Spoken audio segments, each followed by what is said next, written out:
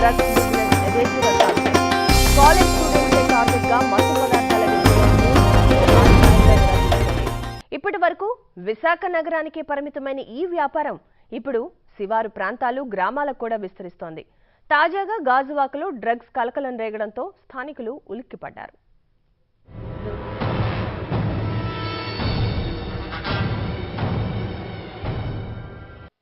విశాఖలో పెరుగుతున్న drugs culture,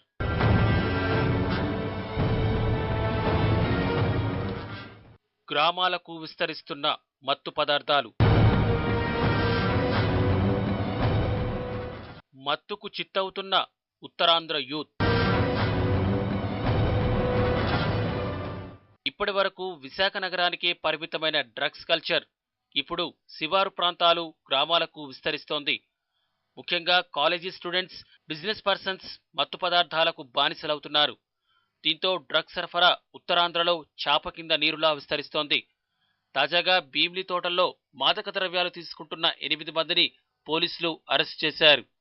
వీరిలో 7 స్టూడెంట్స్ ఉండటం పేరెంట్స్ కు ఆందోళనకు గురిచేస్తోంది. విశాఖకు పై చదువుల కోసం ఇతర రాష్ట్రాల నుండి విద్యార్థులు రావడం పెరగడంతో డ్రగ్స్ మాఫియా ఆగడాలు గుట్టుచప్పుడు కాకుండా సాగుతున్నాయి.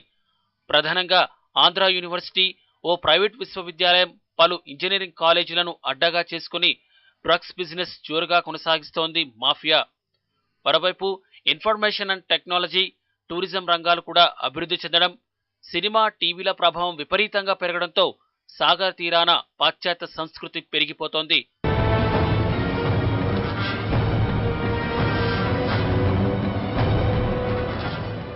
ప్రధాన నగరాలకు విశాఖ మీదుగా పెద్ద ఎత్తున డ్రగ్స్ తరలిస్తున్నారు.